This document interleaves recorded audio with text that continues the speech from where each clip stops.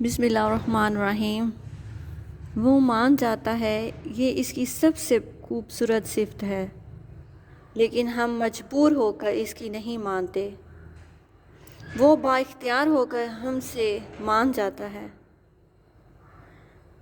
جب ہم گمراہوں اور غفلتوں کے ٹوکرے اٹھا کر اس کے در پر جاتے ہیں، وہ ہمیں دھتکارتا نہیں ہے، پھٹکارتا نہیں ہے، ہماری پچھلی توبہ یاد نہیں دلاتا، ہمارے گناہوں کا جو بوجھ ہوتا ہے وہ ہمیں نہیں بتاتا، ہمیں رد نہیں کرتا، وہ ہمیں ہمارے گناہ اٹھا کے نہیں دے دیتا، ہمیں بھگا نہیں دیتا۔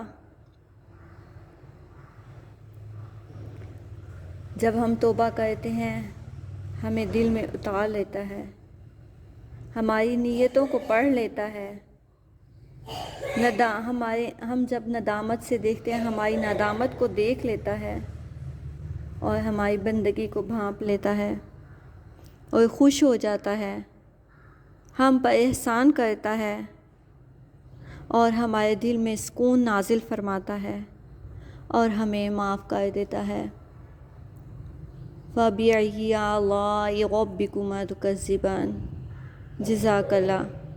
آج میں آپ کو 14ویں روزے کے وظائف بتاؤں گی۔ 14ویں روزے کو نماز تہجد کے بعد 100 مرتبہ ہم پڑھیں گے سبحان اللہ وبحمدہ، سبحان اللہ العظیم وبحمدہ، استغفر اللہ۔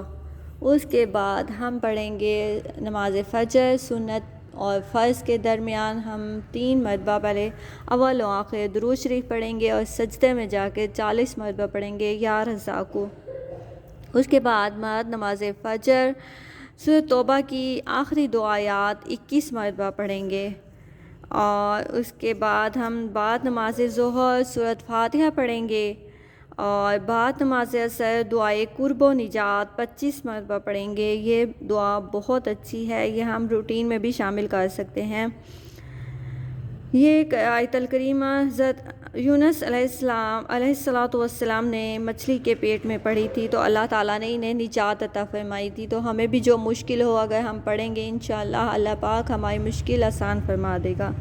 اس کے بعد سورۃ فاتحہ 21 مرتبہ پڑھنی ہے، اور پھر بعد نماز مغرب پنجم کلمہ استغفار 100 مرتبہ پڑھیں گے کہ اللہ پاک ہماری توبہ قبول فرمائے، اور پھر بعد نماز عشاء 20 رکعت نفل بطور شکرانہ ادا کریں گے، اور 11 مرتبہ سورۃ اخلاص پڑھ کر دعا کریں گے کہ اللہ پاک ہماری مشکل آسان فرمائے، ہماری توبہ قبول فرمائے۔ اللہ پاک اس رمضان کے صدقے میں ہم سب کی جو دلی جائز حاجات ہیں اس کو پورا فرمائے۔ اللہ پاک ہم سب کی مشکلات آسان فرمائے، ہم سب کے گھروں